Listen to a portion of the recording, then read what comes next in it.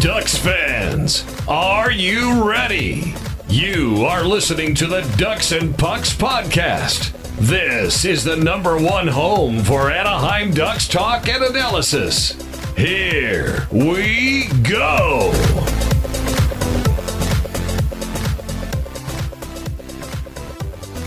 Welcome to the show. This is your host, Mike Walters, along with my co-host, Eddie Richard. And we have another guest this week. We have Thomas Harrington on the show. Say hi, Thomas. Hey, good to be on. You may have read some of Thomas's articles recently. He only wrote like maybe 5 billion of them, but he covered the draft, a lot of the prospects, news, the development camp, all kinds of different things. So there's a lot of articles out there, and he's with us on the show today. We're going to talk about all the draft picks, some of the qualifying offers that the Ducks made, and a whole bunch of other news as well. So glad Thomas can be on the show, and thanks for all the work you do, because you've been really keeping the website up and going for the last couple weeks. Happy to do so. It's a lot of fun. All right, so when we did the last show, we talked about Corey Perry. We'll start this show a little bit with that before we go into the draft and some of the other Duck news. But I guess, Eddie, we were on the last show. We were talking about how they were trying to work out a deal. Deal did not obviously happen because, of course, the day after the podcast, they announced the buyout. So just kind of get your guys' reactions. Eddie, what did you think? They weren't able to do that trade. They tried it. Pierre LeBrun said that Perry submitted a 4 to 6 team list. Obviously, that didn't work out. You and I both talked about not liking the buyout. Now that it's here and it's happened, I guess what's your immediate reaction? Well, I still don't like the buyout because we're responsible for pretty much his contract, especially next season for that $6 million. But we're still responsible for the contract for the next 4 seasons. I would prefer a trade, but I mean, obviously, it didn't work out. He gave the Ducks limited teams that he would accept the trade to, and I think it's smart on his point. If I were a player in his position, and a team was potentially going to buy me out, I would give them a list of teams that I knew wouldn't take me, so I can have that option. I can, number one, still get paid a portion of my contract, and number two, I have the freedom to negotiate any team in the league and make the best decision for myself to play. I mean, he has a wife and a son too, so I'm pretty sure that's going to be taken into consideration which team he wants to go and sign for. But he has the freedom to do whatever he wants, and he does want to win. And I'm pretty sure this kind of lit under his ass to start performing better. So I can see Perry having a better season next season. Hopefully he's in the Eastern Conference and not in the Western. I mean, that's preferably, but I'm just, the only thing I'm glad about is Bob Murray stepped out of his comfort zone and do something different this time, and really showing that he wants to, implement change to the Ducks and get younger and get faster. So, I mean, that's the only thing that's good. I mean, it's bad as a fan, the emotion part. That's, Perry's been with us for the last 14 seasons and won a cup. He always grinded it out and got under the players' skins. He's like, a physical player, the type of player I like.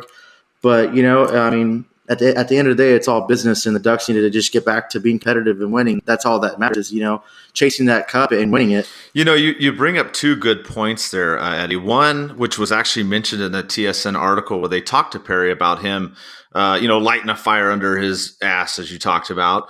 And, of course, Murray changing pace maybe a little bit. And we saw some of that in the draft, too, that we'll get to a little bit later in the show. But what do you think, Thomas, about Perry going to another team and then having success at another team? Do you think that's something that concerns you with the buyout? Or are you upset about the buyout as well as Eddie and I are? Or are you kind of like, well, we just kind of have to wait and see what happens? Or are you hoping he goes to the East Coast team? That's also what Eddie and I are kind of hoping too, so we don't have to play him as much. But what's your take on the whole buyout? So I'm of 2 minds. As a fan, I'm incredibly sad. I've watched Perry his entire career. I'll always remember in Game 5 against Ottawa, he scores that goal to make it 6-2 with 3 minutes left. And that was the moment I was like, okay, we're going to win the cup. And just what a great moment that was to see. So as a fan, I'm incredibly sad to see him gone. But I get it. He hasn't lived up to expectations. He had, 10 points in 30 games this past year after that surgery. He didn't look like himself. That being said, personally, I wouldn't have bought him out. I would have kept him for another season. And if he didn't perform this season, then I would have bought him out next summer.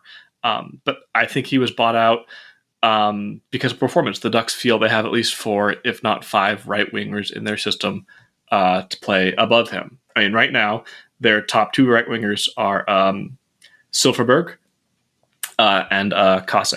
After that, there's Terry, there's Sprong, there's Sherwood. So that's 5 right wingers right there. And take out salaries, take out fan love, and you can make a strong argument that all 5 of those players are at least at Perry's level, if not well above.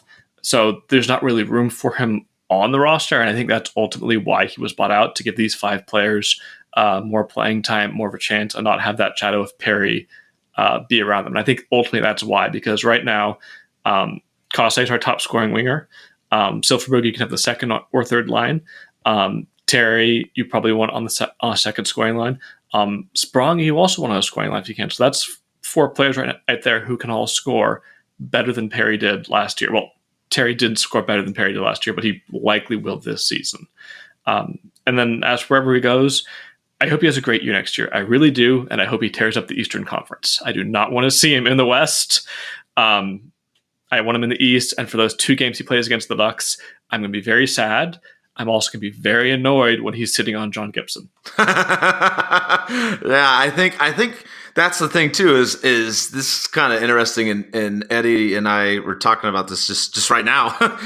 We're messaging each other during the show, and do you boo or do you cheer Perry when he comes back and plays whatever team he's on? I mean, if he goes to San Jose or the Sharks, good God help us. But if he goes to some other team, hopefully Eastern Conference team, what do you think, Thomas? Would you cheer for him, or would you boo him, or would you just kind of intently watch? I would cheer until he did something terrible. Right? Like you said, go annoy Gibson or go play some shenanigans by the bench or something. Yeah. Up until that point, I'm okay. Once he's on Gibson, though, no. Right. Then, well, hey, we saw Gibson last season. He might put Perry in a headlock. That would be a sight to see.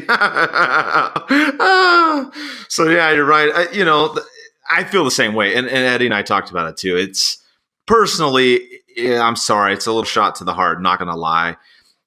Looking into it with your brain and your mind instead. Yeah, like you said, he hasn't performed as well. I think Eddie and I were kind of hoping, like you said, maybe he hangs on for another year and then they try and trade or do the buyout, which obviously that's not going to happen. So that's kind of where we're looking at. But I guess moving forward, we have a couple of fan questions on this too. Actually, some good ones too.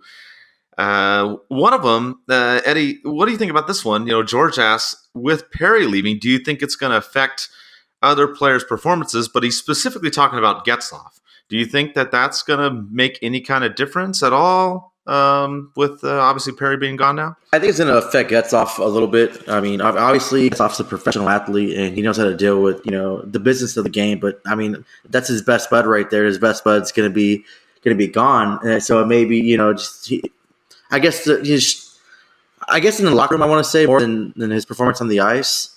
I mean, your best friend is pretty much on a different team, and especially when he comes back and plays against you, I think it's going to affect Getzlaf that game more than anything. Seeing Perry in a different uniform playing against him instead of with him. So I mean, I could say that. As far as the rest of the team, I think Bob Murray buying out Corey Perry sends a really huge message to the team. Like if Perry can be bought out, spending the 14 seasons and with the franchise and a player that you thought would retire with the team, if he could be bought out, I mean, anyone could be bought out or traded. So no one's safe. So you better, stop just playing these 45-minute games, and you better start skating for 60 minutes when you're out there. And every shift you go up there, that is an interesting point. Thomas, do you think Murray ended up sending a message like Eddie's talking about? I'm not sure if he intended to, but there's no question that one has been sent. Play the game to the best of your ability. And if the game has passed you by, then he'll seek to move on. Unless you're in a situation where your contract is a little more team friendly. I mean, Perry's over $8 million a season. They just couldn't do anymore, especially all those young up and coming players. Yeah, I think you're right. Whether he intended it or not, for sure, a message was definitely sent. I think it was definitely received as well.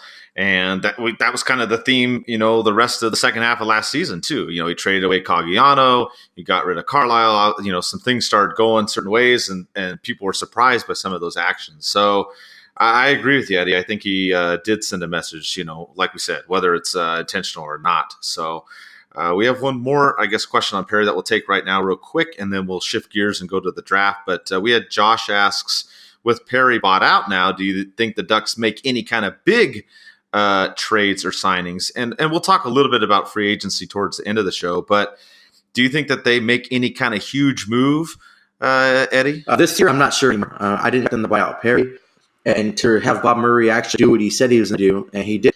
So he already hired a coach already that, we were still on the fence about who was going to hire. He went with a different way of hiring a more of a team-friendly coach that wants to transition the game to media and kind of that grinding effect, and also bought out Perry. So I think it's going to be unpredictable, and maybe he might not be bargain Bob, or maybe he might step up from the 99-cent store and go to Big Lots for players. I mean, it's going to be people south. I hope he doesn't out there overpay, though, because, it's cool to have these big-name players, but you don't want to bring in someone, give them a big contract that they're not worth, and they don't perform to that ability, and then boom, 4 or 5 years from now, you're in that same position. You're buying out a player, and you're going to have to pay them for this 4th season or something like that. Yeah, I think that's an interesting point. And we'll talk about specific names, I guess, kind of later on in the show when we get to the free agency part. But I think he's going to stay the course for that and kind of shy away from that.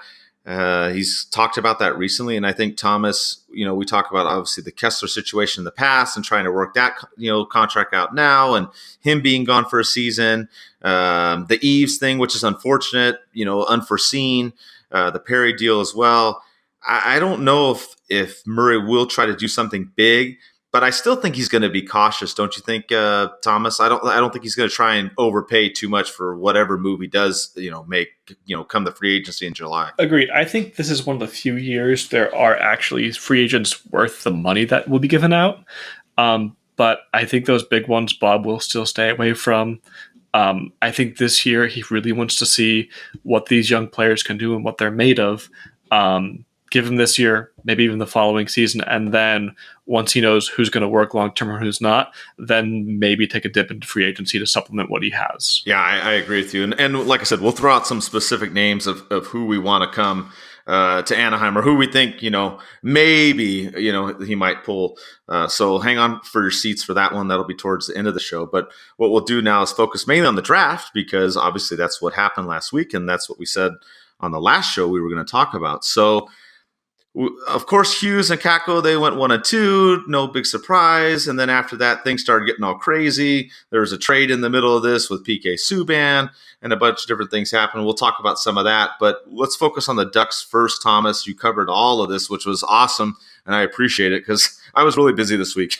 I was working almost every day. So, it was rough, but I appreciate you with all the articles, and Eddie too, working the social media. Both of you saved my ass really in this last week. I could not have covered this stuff without both of your help, so I really, really appreciate it. Oh, Thomas kicked ass with those articles, in-depth articles. Like I said, he's our prospect expert, and he grinded out with all those articles, and it all catch up. I was like, whoa! So I had to sit down, really just focus and read the articles, and then go back and reread them today to get ready for today's show. But it was really good writing, and I really appreciate you taking the time to write articles. And I hope you guys, if you haven't read them, go and read them. If you read them already, read them again. I mean, this is our future right here for the Ducks, and they're well-written articles. So I just strongly suggest you go read them. Or if you don't know how to read, with no problem, have someone to you. No, but seriously, it's true. I mean, Thomas, I don't know if you were not sleeping this last 2 weeks or what. 2 weeks before the draft, I'm just kind of spending my time reading about all the prospects who I think Anaheim has a shot at or could be interested in based upon where they're drafting. And unfortunately, this year I had to wait until 2 weeks before the draft because I had to wait for the Sharks to be knocked out to know when the Ducks would be picking. Right. That was part of it. You're right. Because we knew the Ducks had the 9th pick. We weren't really sure how it was going to work out for the next one. So if you forgot or didn't know, the Ducks had the 9th and the 29th pick in the first round. We did talk about Trevor Zegras on the last show. That was who the Ducks did pick 9th. Some people were kind of surprised by that. And then they went 29th, they went with Braden Tracy. So what did you think about these two picks? I know you wrote your articles, Thomas. I actually reread them too. It's funny that Eddie mentioned that because I was like, I need to check these out again to go over some stuff. But what did you think? Did the Ducks get lucky with Zegras coming down? I mean, some of the polls had him, a little bit higher. What did you think about those first two picks for the Ducks? First of all, before I say anything, I just want to say I don't get to see these guys a lot during the year, so most of the information I'm getting is secondhand from Pronman, LeBrun, and all the other prospect experts out there. And then also video I look at on YouTube after the fact. But for Zegras, I am thrilled the Ducks got him. I thought he was going to go in the top 5 or 6 players. I actually thought the Ducks were going to pick Kirby Dach. He was the guy I was focused on, and Chicago took him 3rd overall. So I was like, okay, there goes Dach, but Zegras is still there, so they've got a slim shot. And he kept falling. He was there at 9. I was like, okay, he's got to be the one, right? The Ducks went up there, they picked him, and I was absolutely thrilled by this pick. Right now, before this draft, Sam Steele was the Ducks' number 1 prospect. He might become a first-line center. More likely, he's going to be a very good second-line center. After this draft, Zegras is the Ducks' number 1 prospect. He is the heir apparent to Ryan Getzlaf if he can develop properly. He played with Jack Hughes on that stacked U.S. national development team where they had 7 players chosen in the first 15 picks from one team, which is a record that I don't think will ever be broken. So Jack Hughes, he was their number 1 center. Zegras was their second. He is one of the best passers in the draft. A lot of people said second, possibly only to Hughes. He's very creative. I think Eric Stevens had an article up talking about his video game-like passing ability. That's just what he goes on the ice and he makes these passes. You're like, how did he do that? So I love this pick. I'm thrilled to get him. He's a phenomenal passer and playmaker.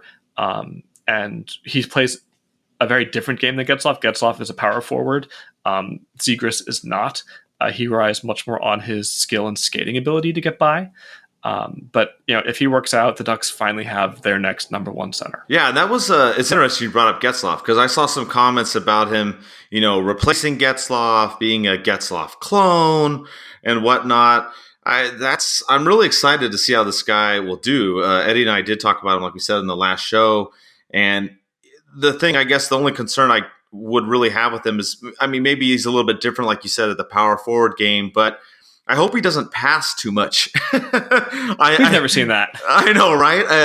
Who does that on the team? I don't know anybody that does that. So I think I'm not knocking him at all. I'm super ecstatic that we have him.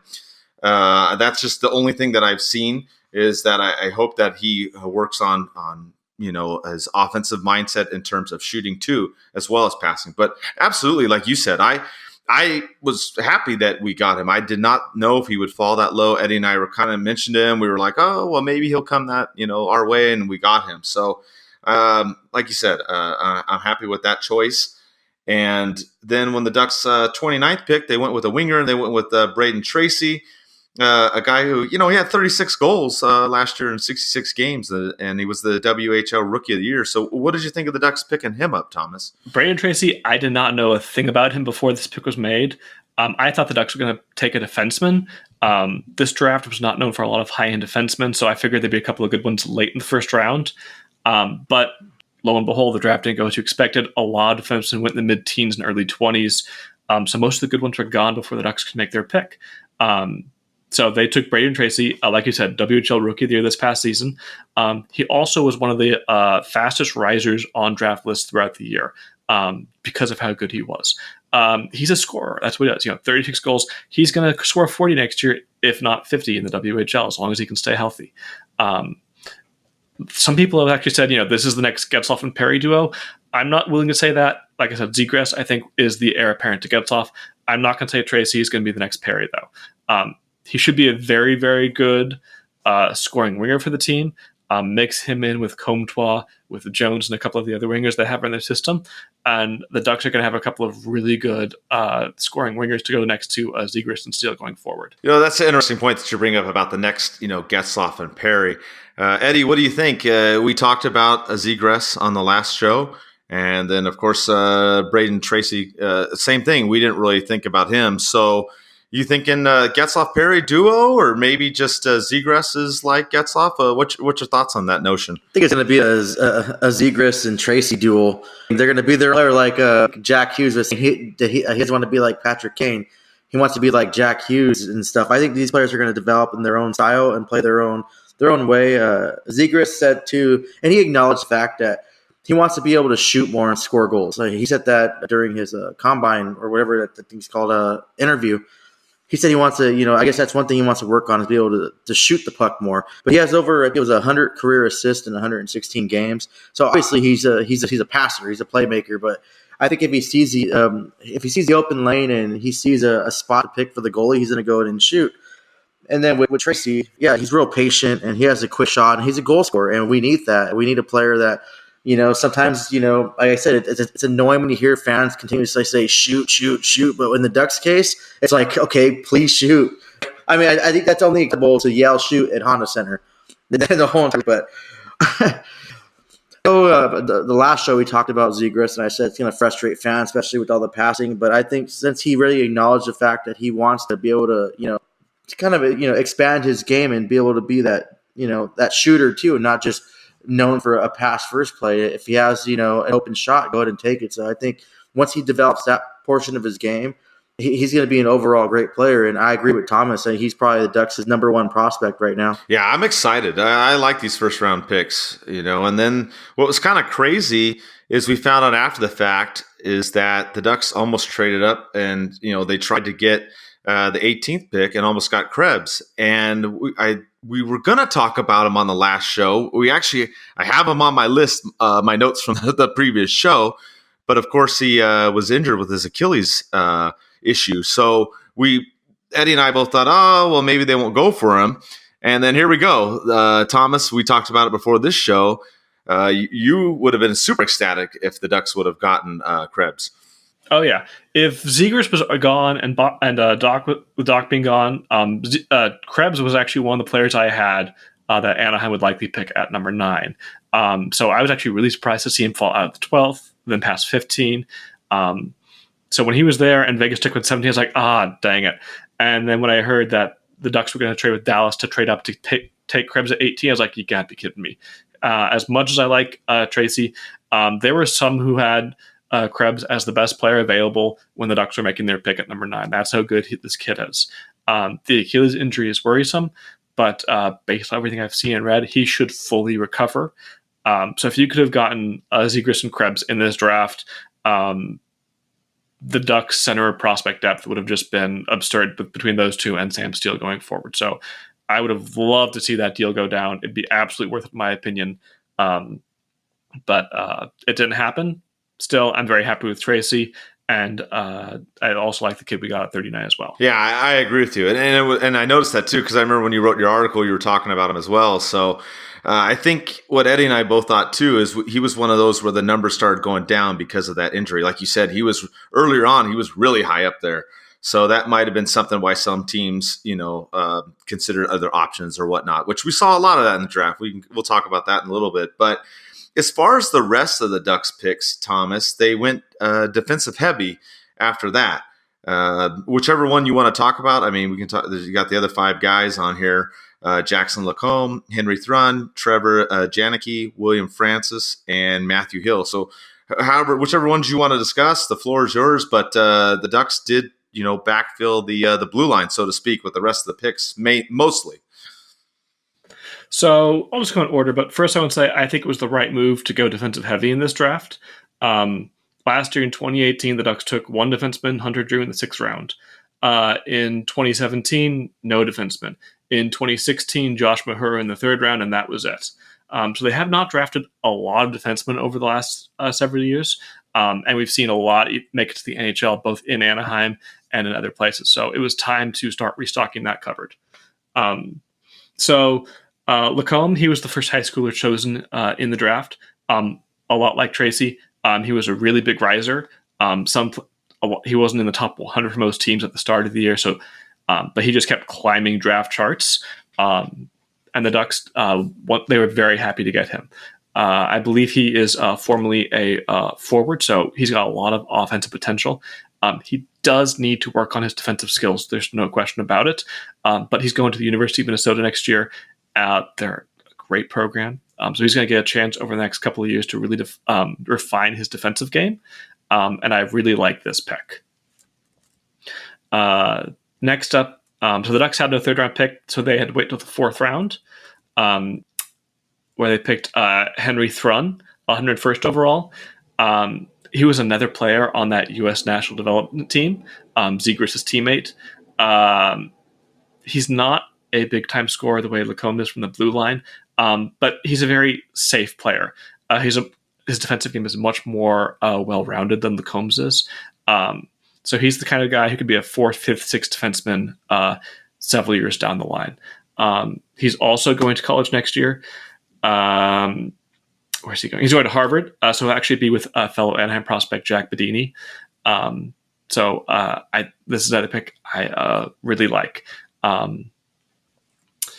And next up, they picked Trevor Janicki in the 5th round.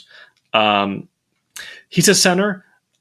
He played in the USHL last year. He scored 22 goals in 58 games.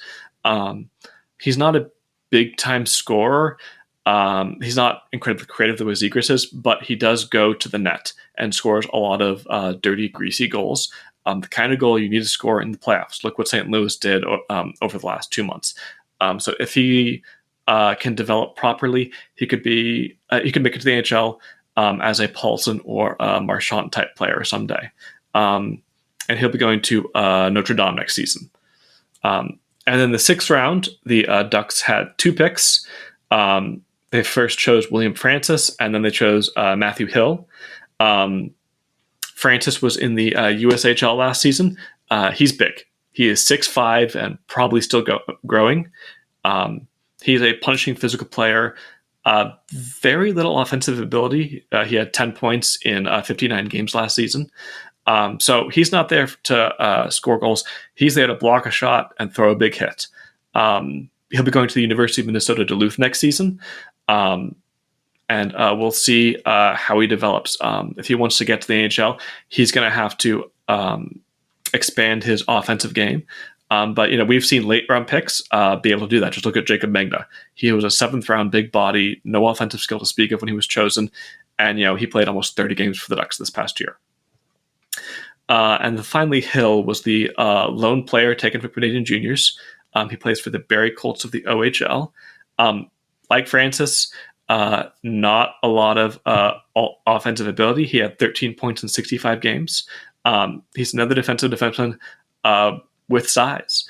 He's going to be in Barrie for another 2 years and maybe even a 3rd overage season as well. So for me, I really, really like the picks of Lacombe and Thrun. Janicki is one that is very interesting to me. If he works out, it's a fantastic pick. If he doesn't, well, he's a 5th round pick. Francis and Hill, I'm a little less thrilled with because of how similar the two players are.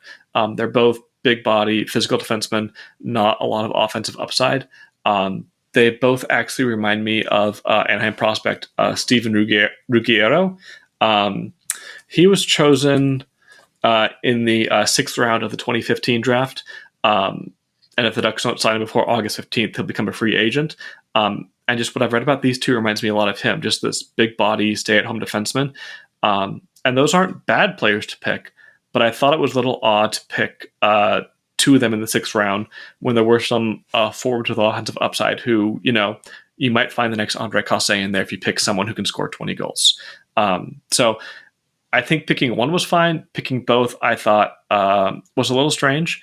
But, maybe both work out and both are in Anaheim, 5-6 years down the line. And if so, that's a great use of 2 6th-round picks. So those two we'll have to wait and see on. Yeah, I agree with your analysis, like you said, with your articles and whatnot, too, and going on those picks. So I would have thought maybe they would have got one more forward, too, like you said, towards the end. Eddie, what did you think about all the rest of the picks after the 1st round for the Ducks? I like Lacombe, too. I think a lot of other teams liked him as well. He had 26 other teams, so, he had interest coming into the draft as well. He wants to model his game like former Ducks defenseman Shea Theodore. That's not a bad person to model your game after, so I like that pick, too. And I agree with Thomas a lot, skipping down and going to Janicki, that grinding kind of forward that crashes the net and gets those dirty, greasy goals. If he could just, develop into that, bottom 6 type role, I think you mentioned Sammy Paulson, I believe, or Todd Marchand. I think that would be a fantastic player for the Ducks. And you've seen what those guys did when we won the Cup. They were crucial to the team. So I really like that. And the other 2 defensemen, and I'm going to just answer Alex Rodriguez's question. said if any of the picks could be superstars. You never know. Like any of these picks could just develop away and be that next superstar player. I mean, look at players like Doug Gilmour, or Brett Hall, or Datsuk. I mean, they were maybe 6th, 7th, 8th round picks. I think one of them was 9th. I mean, you never know what the draft. You never know how these players could, what can they do? Luke Robitaille was drafted in the 9th round, 171st overall. And I mean, look what he's accomplished. So any of these players, I mean, you can start off by number 1 and knock on wood, hopefully it doesn't happen. But Zegras can just be a bust, and then we can have someone like Matthew Hill come and be the next shut down defenseman, Chris Pronger kind of superstar player. I mean, you just never know this draft. You never know what these players are, their ability until they start developing it, and you give them that chance and the opportunity and let them grow and see their potential. But overall, the first 4 or 5 picks, easily. The first 4, that's slam dunk. I mean, I'd be surprised if none of these kids ever played in the NHL, but I think all these guys are going to play for the in the near future, and it just goes down from the 5th in the 2 6 rounds.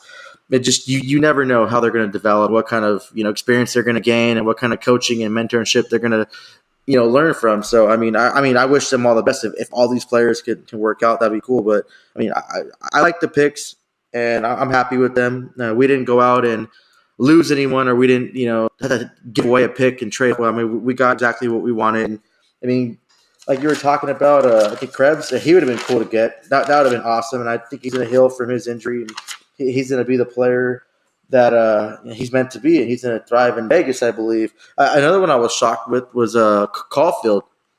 I know he's a smaller side. He's short. Look off the breed. He's short. Patrick Kane, I think it was kind of hesitant. People were saying he was too small to play in NHL, and look at everything he's accomplished. But I mean, he dropped to the Montreal Canadiens, and they got an absolute gem. And I think him dropping that far is going to just motivate him more to score goals. And he's still a young kid. I think men stop growing at age 23 or 24, something like that. So he's not going to go 6'2", 6'3". He's going to be a smaller type player, but I think he's going to do some damage. And I think I wish him all the best of luck. And it's sad, it's unfortunate that his size was a big factor, but he scored as many goals as he did, being undersized and being underappreciated. So I think when he gets to the NHL and he makes it, he's going to just try that extra, that harder and get to the rink first and be the last one to leave and just try to prove everyone wrong. I wish him the best of luck. And I think you comment on Twitter too, Tom. We got Ben Tracy. I'm looking to to seeing a few years from now how these players pan out, and we can just have another show. Three of us talk about it, like, hey, 2 years ago's draft, we got this player, and boom, and we just go from there. Yeah. Caulfield is one of the most interesting players in this draft, and when he was available at 9 with Zegras, I was torn. I wanted Zegras because he's that passing center the Ducks need, but Caulfield's offensive ability to score those goals he had, I think it was over 70 goals in 60 games last season.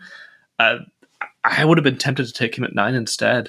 So I'm thrilled he went to Montreal because I think, like DeBrincat, he's going to be a 40-goal scorer very soon. So I'm glad he's playing in the East and not against Anaheim often, because I think a lot of teams are going to regret not picking him. I don't think the Ducks will, because I think they'll be happy with Zegras. But I think Arizona taking Soderstrom. I think Detroit taking what was his name? Sider. Thank you. I think they're going to really regret not taking Caulfield when they had him. Because I think he's just going to score a ton of goals for Montreal. Yeah, you kind of worked into the next question I was going to ask you, Thomas, is like what Eddie was talking about as far as you never know with some of these players. And we saw certain players, as both you mentioned, go a little bit lower than what we thought or whatnot. Any big surprises for you in this draft, Thomas, besides what you already talked about? Anybody else that you thought, wow, this guy should have gone higher, or this guy should have gone lower?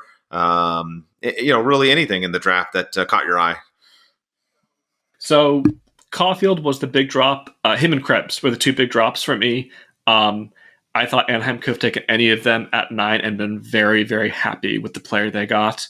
At the big drops, well, so a riser for me were defensemen.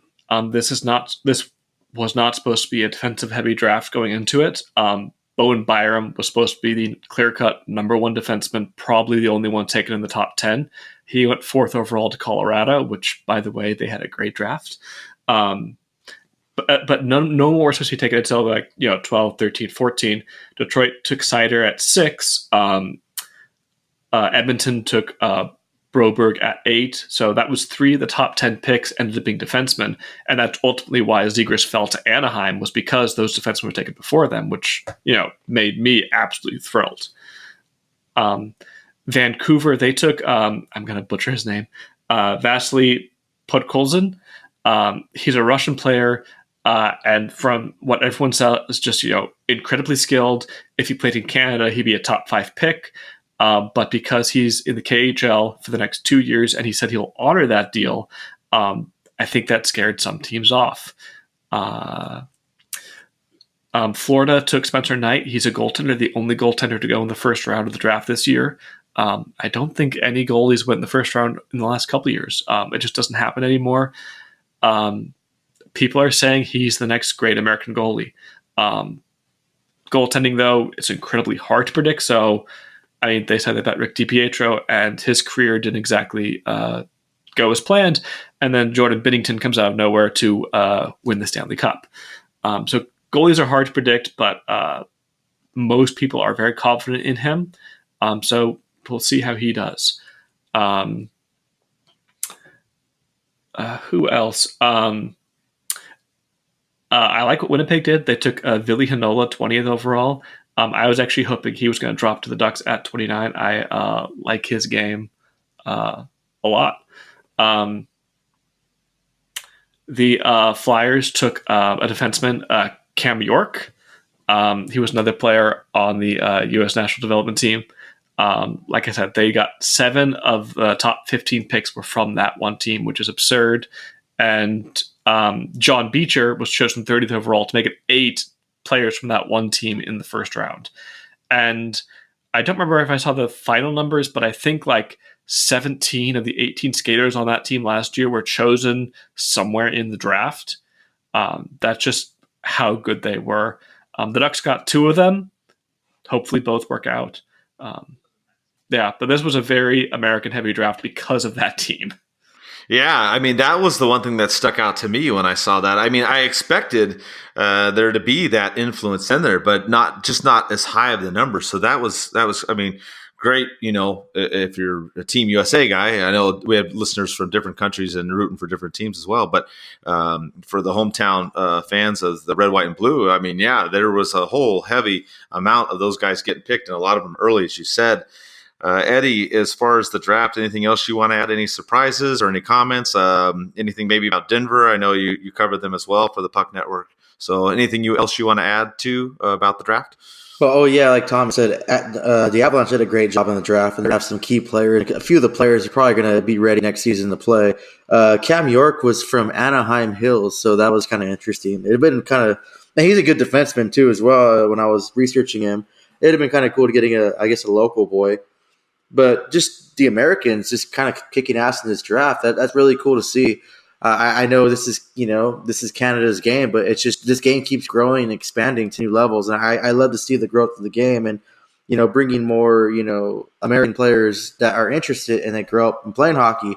It's kind of unheard of. I still tell people, I go out in places and tell people, I only watch hockey. Oh, you from Canada or from, back east? No, I grew up in, I grew up locally. And so I actually grew up in the LA County area. So that's even less hockey. But it was kind of interesting. It was fun. There wasn't too much action trade wise. I guess that PK Subban one was the biggest one, but that was announced before the draft, but it was officially announced at the draft. So I guess that was the biggest one. But overall, it was a win for the Americans, and also a Tampa Bay Lightning getting Nolan Foote. Now that's all those 2 feet or something like that. That's crazy. I know Adam Foote's over there. I think he's gonna stay with his kids. He left. He left. I guess he was a development defenseman coach for the Avalanche, helping them out. But he left to spend time with his kids and help develop. So they have pretty much 3 feet over there. So that's gonna be interesting. And it's kind of cool having playing with your brother. They have that instant chemistry. They grew up probably shooting pucks at the washing machine or the garage, pissing off the neighbors. So they have chemistry, and it's just to help them build. And I wish the Foote family and all of them the best of luck. It's kind of awesome to see Tampa Bay get both of them. But yeah, it's going to be interesting to see how each of these players, who's going to be the bust, who's going to be the next superstar. Spencer Knight going to the Florida Panthers. And once they picked him, I think everyone kind of assumed that Roberto Luongo would, go ahead and retire, and we'll go ahead and talk about that later. But that was kind of a foreshadowing for Florida to take him at number 13. But, as far as that, everything kind of worked out for the best. Yeah, no, you brought up some other good points too. Kind of our next talking segment as well, with the trades and whatnot that had happened over this last week. It didn't seem like a whole lot was going to happen at the beginning of the draft, as you mentioned. You had the Subban deal went down, so the Devils ended up getting Hughes and Subban. So they're going to be a tough team, obviously, to look out for. But there were some other trades too, Thomas, that came up that were kind of interesting. I think the Marleau one was one that we were watching. We did talk about in the last show that, we knew he was pretty much going to be leaving Toronto. That wasn't a surprise. What did you think about that trade or any other trades that kind of happened in this last week or so? So at the draft, there were the 3 trades. There was the Subban deal, which New Jersey's going to be, I think, a lot of fun to watch next year, which is a really weird thing to say about them. I'm not sure I've ever described New Jersey as fun. Very, very good, but never fun. But Subban's one of my favorite players. I wish he could have found his way to Anaheim. There was the Patrick Marleau deal. It was purely a cap dump on Toronto's part because they've got all of those restricted free agents assigned, led by Mitch Marner. They got back a 6th-round pick, and they gave up Marleau, a 7th-rounder, and a 1st-round pick, which that's the price of getting rid of out of a large contract. And I think this deal shows why the Ducks couldn't trade Perry, because to trade Perry, it probably would have taken the Ducks giving up a 1st-round pick. And Murray doesn't like to do that. The only one I can think of was in the Patrick Eaves deal, and that was conditional on the Ducks making the conference finals and Eaves playing in half the games. That happened. Eaves then probably got hurt, of course, but Murray's only willing to do that when it's clearly helping the Ducks in a significant way. So to trade a 1st-round pick just to get rid of Perry, it wasn't worth it to him. So Marleau's in Carolina. It sounds like they'll want him to play for them, but they also might buy him out because he might only be interested in playing back in San Jose. So that'll be interesting to see what happens. But, Carolina, they get a 1st-round pick out of the deal, and possibly a year of Marleau, possibly not. But, 1st-round picks in this day and age in the salary cap league, they're gold to a team. You got to find them. And then the other trade of the draft was Miller from Tampa to Vancouver. And again, it was purely a cap dump by Tampa Bay. They need that money to re-sign Braden Point. And I saw the best comment I saw about these 3 deals is Patrick Marleau, Miller, and Subban were all traded on the same day, and the only deal that didn't involve a 1st-round pick was Subban, which is absurd to think about, given his talent level is so much higher than the other 2 players who were moved. No, that's a good point. I didn't hear that comment. That is good. But I think the other point that you made is very valid, the one involving Perry, as far as trying to have to give up a 1st-round pick. Eddie and I really talked a lot about retaining the salary on the last 2 shows, of that, how much that was going to be, as far as the Ducks trying to move him, the limited amount of teams, of course. But you're right. The other option is picks, and I don't see Murray trying to give up a 1st-round pick just to move Perry out. So I think that's really, like you said, kind of a combination of things. I think it's what Eddie talked about earlier in the show, as far as him only given a 4-6 team list. So he limited the options that Murray could do, and Murray not being willing to obviously want to do a 1st-round pick. Like you said, he's pretty stingy with those. So I think all that put together really just forced his hand and went towards the buyout. That's kind of my 2 cents. And like you said, it may work out in Perry's favor. We'll have to see what happens. I did write that one article on the Pens and Pucks talking about Pittsburgh's interest in Perry. I actually heard that the day of the draft. One of my sources close to Perry's camp told me that. So you can watch for that. It may not happen, but he just said that was a team. I know that Pierre LeBrun said Nashville, which everybody barfed at that one.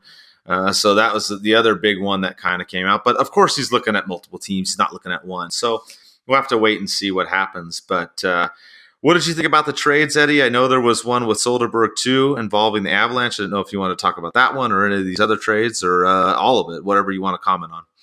I mean, all the trades made sense except the Subban one. It was surprising there was anything more to go from it. He's an elite defenseman.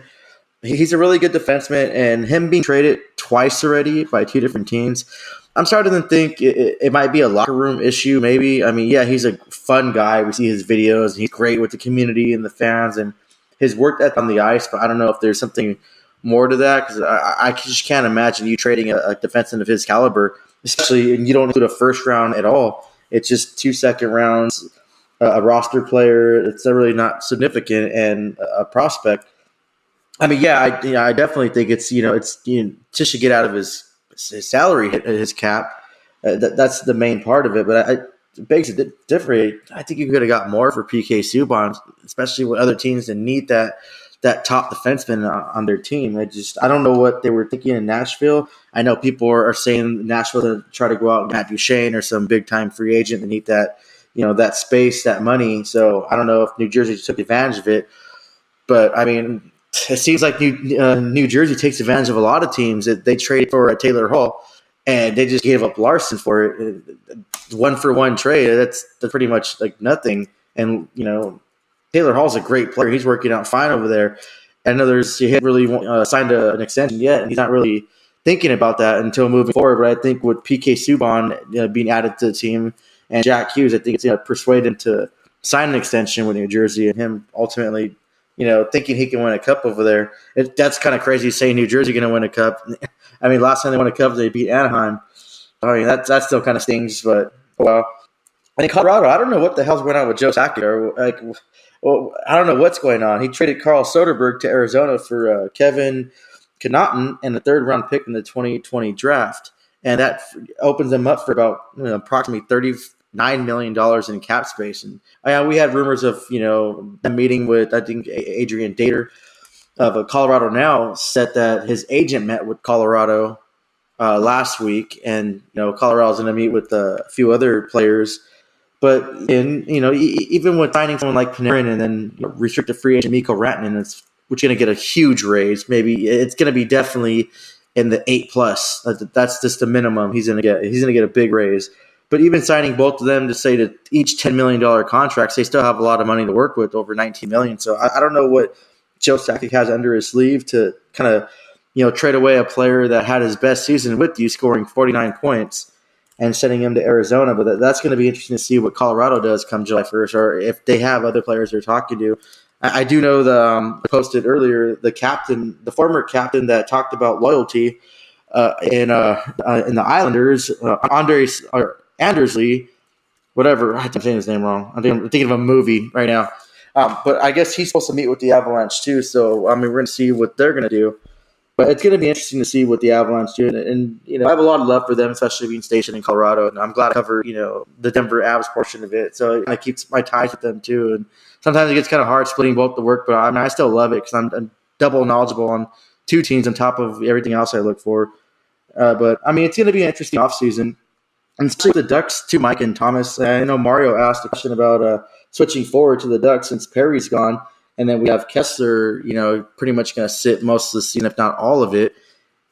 Who's the next assistant captains he was talking about? And I threw out some names that I thought that would, probably be good as Silverberg, Cam, Henrique, Grant, and Raquel. Yeah, I don't disagree with any of those names. And yeah, we can switch to the Ducks because, free agency's coming up. The Ducks did do some moves as well. Before we go into that, though, what do you think as far as assistant captains, Thomas? Who would you throw in there with, obviously, like Eddie said, Kessler being out most likely the whole season? I think those are all great picks by Eddie. I think Grant's probably a long shot just because, it's a 1-year deal. He's not going to be here long term. I think Fowler's the one that makes the most sense. He's been here the longest of all of them. He's signed long term. He's got 7 more years on his contract. So I think he makes a ton of sense. Henrique was just re-signed, and he's shown a lot of leadership. I think both of them have worn it in the past in games when Kessler and Perry weren't in. Raquel and I think is a really interesting one. It would remind me of when they gave Kunitz the A way back in the day, giving it to one of the young up-and-coming players, and I think Raquel would be a great choice. And then Silverberg is another good choice, just with that recent extension he signed as well. So they're all great choices. I don't think the Ducks can go wrong with any of them. I agree with you, both of you. So let's shift gears, and we'll talk about what the Ducks have been doing lately. So they did do some qualifying offers and didn't do some qualifying offers, Thomas. You wrote the article on that.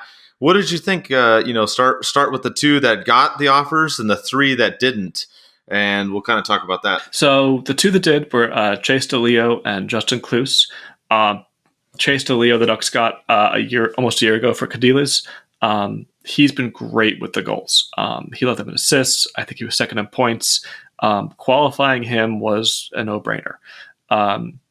The Ducks got Kloos from Minnesota for Aberg partway through the season. He fitted really nicely on a scoring line with the goals. Had a great run of the regular season, and then had, I think it was 9 points in 16 playoff games.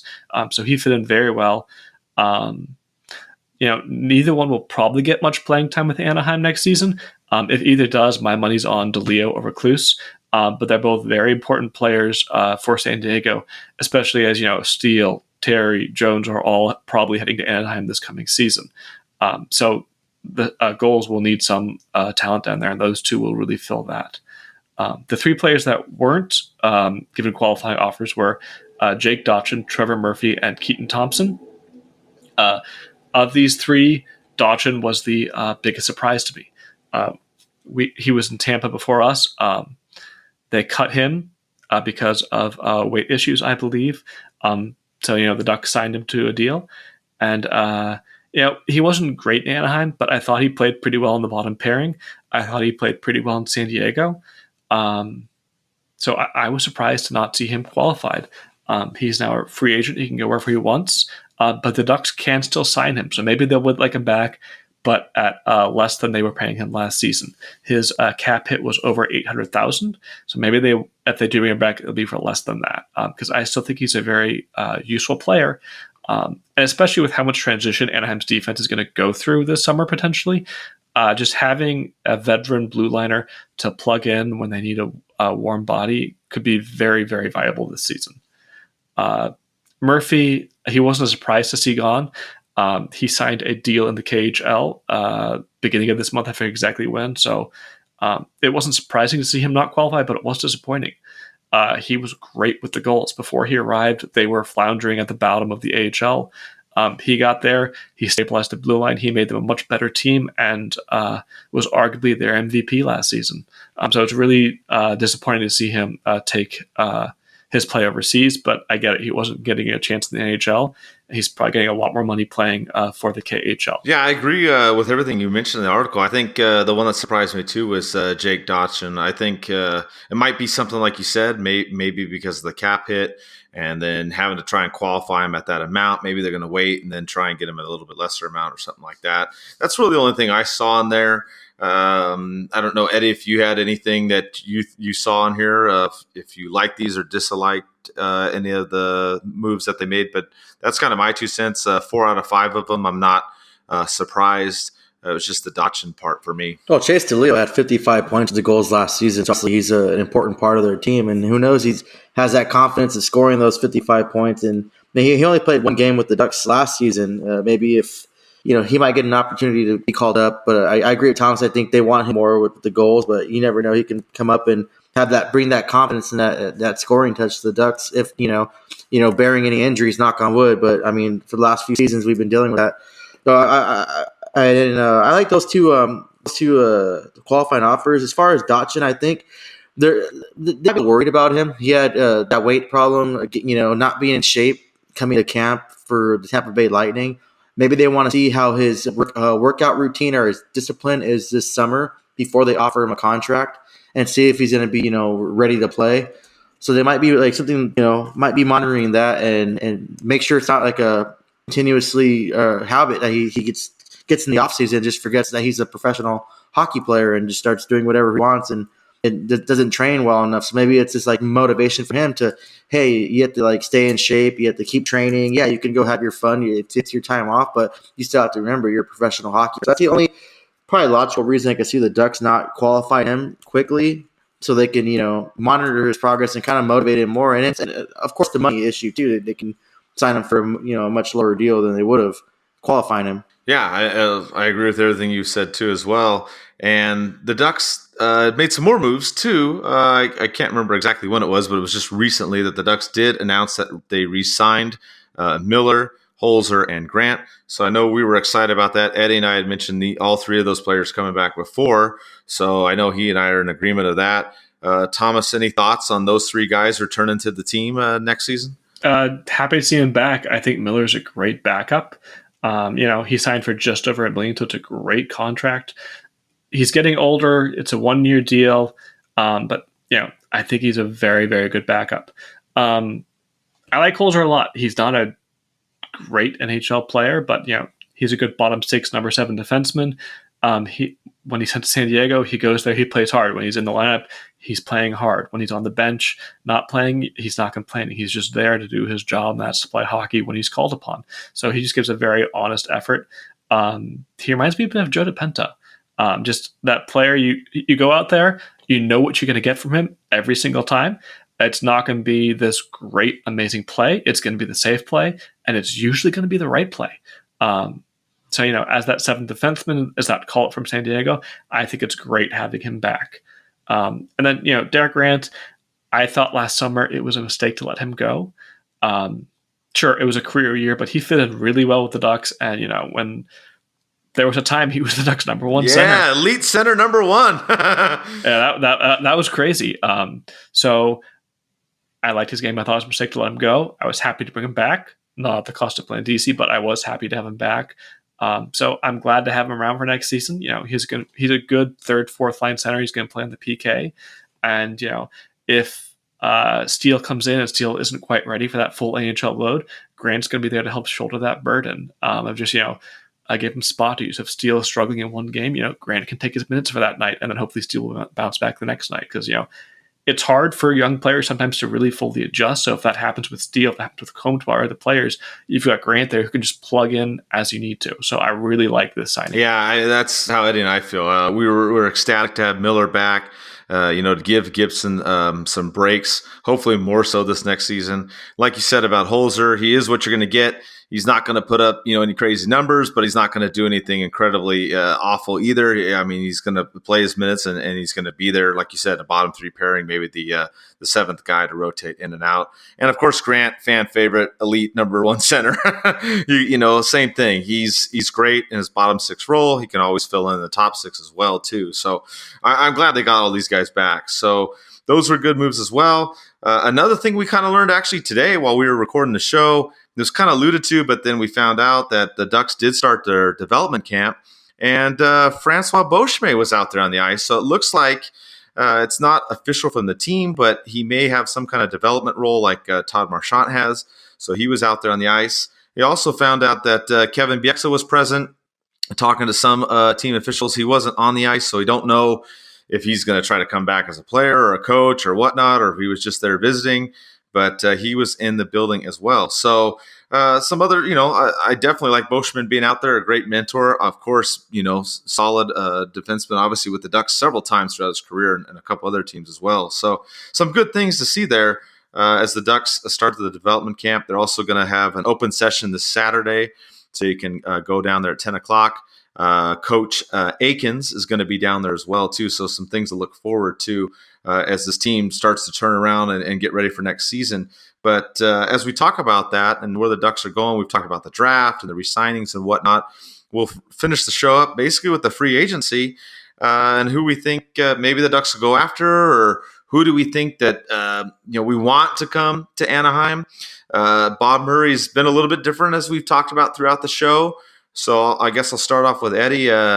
Looking at some of these free agents, I know Matt Duchene's been high on your list, but as far as the Ducks, who would you want the Ducks to try to get, or who do you think the Ducks might try to get? I guess either one, however you want to take this question, but we'll kind of finish it up with free agency as it's coming up right around the corner here on July 1st, and obviously we'll have a show after that. But what do you think, Eddie, on some of this players that could be available for the Ducks? And don't mention Corey Perry. We already had that on Twitter. So anybody else besides Corey Perry, what do you think? Yeah, well, I'm drafting up an article that would be ready by Friday and posted, hopefully. Just kind of breaking down all the top free agents. And yeah, I'm still going to talk about Duchesne and Panarin, Bobrovsky, even though chances of us getting him are kind of, I have a better chance of getting a date with Kate Upton probably. So, I mean, more logical, someone like Matt Zuccarello. Pavelski, I don't know if he'd be interested in coming to the Ducks, but, he scored those, a lot of goals last season, 38, 39. Goals last season. Wayne Simmons would be a player that I would love to have. He's that physical, kind of a Perry replacement 2.0. He has the speed.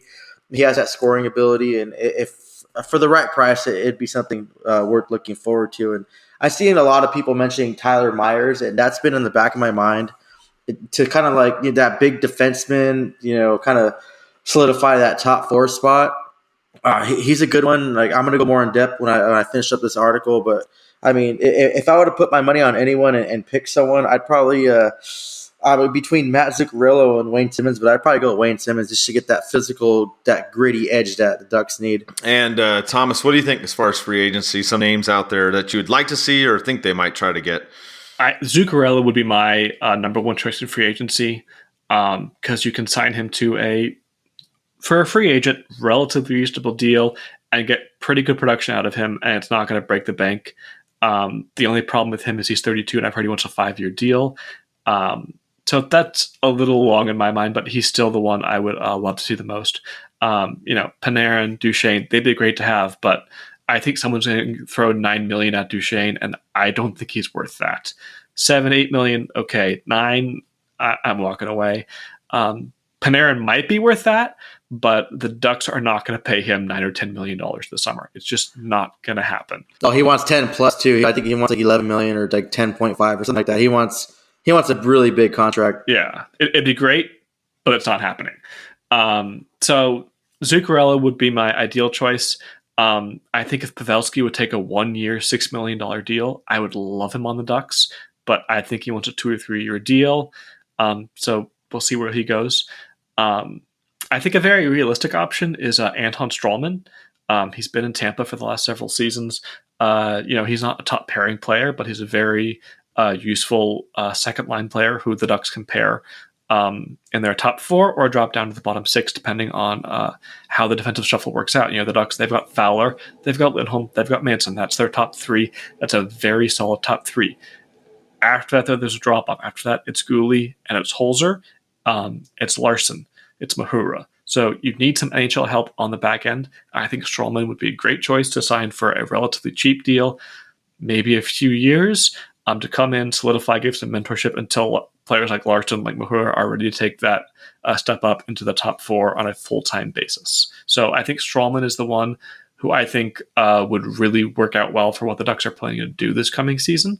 Zuccarello, though, would be the one who I would love to see in an Anaheim uniform. Yeah, I love all the names that you guys both mentioned. Some of the ones that I talked about too. I think looking at some of these, like you guys said, the Ducks, according to Cap Friendly, have almost 11 million in cap space, and that's not even counting LTIR with Eves and Kessler. So they can they have some room to do some things. So I'm not going to say that Matt Duchesne or Pavelski are completely out of the realm. I mean, I don't know that Bob will do a longer term deal for a high amount like we've all discussed already on the show, but I wouldn't 100% rule it out just because the Ducks do have the space. They've already re-signed. I think the players are going to re-sign. They did the qualifying offers they're going to do and whatnot. So there is a chance. I'm not saying that there's a high probability, but keep your eye on those top names. And Eddie, like you said, will have an article on that. But I think for me, with the Ducks, I would try to go, if you're going offense, I would try to go with those players that can play 2 different positions at least. I think that's something that could help out with the spot. So you're looking at some of these names on here. And I mean, of course, we already mentioned Pavelski and Duchesne. Those are the higher ones up that can both play center and wing. You go down the list, there's Nyquist on there. We've talked about him on the past on some of the shows. You got Johansson that can play center and wing in Boston. You got Wayne Simmons, you guys talked about as well. So those are some guys. I don't think Thomas Vanek or Jamie McGinn. I don't think those are ones that they'll do. But those are the kind of names that, or at least the players I look at, ones that are multi-positional. I think that's something that would help the Ducks, especially with Kessler being out and the center issue, being a little bit more prominent now. I do like Strawman, like you said, Thomas. The Ducks really do need another defenseman. I mean, if you look at it, they really have a top three. Not really so much a top four. I mean, Larson maybe can creep in there. We've talked about it before, but you've got Lindholm, Manson, and Fowler for sure. And then after that, it's still kind of up in the air. So if they are able to go out and get someone that could be that solid fourth guy in defense, that's what I would look at too. So those are just kind of my thoughts on it as well. Like we said, we'll have an article on it. We'll talk about the free agency after it happens and whatnot. And just as far as league news, I guess one other little thing that came up today too is Roberto Luongo, I should say, retired. So that was another bit of league news. I don't know if that was a surprise to you, Eddie, or you thought you saw it coming. I know we kind of talked about it before early in the show, but what did you think about Luongo hanging up the skates? Third winningest goalie. Congratulations. He deserves a retirement. That guy is – I really hope he gets into a podcast or he's an analyst, because I just him on Twitter, and he's just awesome. Man, I remember way back in the day, I think it was back in 2008 or 9, he was rumored to come to the Ducks. Very long time ago, I remember that. I remember someone spotted him at one of the rinks practice. I don't know. I think they were playing. I think he was in Vancouver that time, and they were playing the Ducks, but he was there and everyone went crazy. I don't know if you remember that from way long ago, but congratulations to him. He deserves nothing but the best retirement to offer. He's a third winningest goalie, just behind Patrick Waugh, Martin Brodeur. I wish he would have played one more season. That would have been great. It's unfortunate for the Canucks and the Panthers, because they're still have to pay him for the next 3 seasons, and that's a lot of cap stuff that I don't want to get into because I haven't looked it up yet. And that's just crazy. But another player too, Colorado Avalanche defenseman of a few hours or a day or least, was Brooks Orpik, retired too. So congratulations to him. And hang the banner up in Colorado for number 44, which is, I would be happy because that's my hockey number. So, I mean, any hockey number with the 44 is okay in my book, as long as they don't play for the Wild. And Thomas, any thoughts on Luongo retiring, or any final thoughts as we close out the show? It's gonna be weird not seeing Luongo in the game anymore.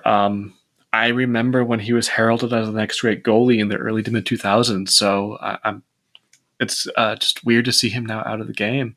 I wasn't a fan of his when he was in Vancouver, but I really have become a fan of his over the last several years because of Twitter, like Eddie mentioned.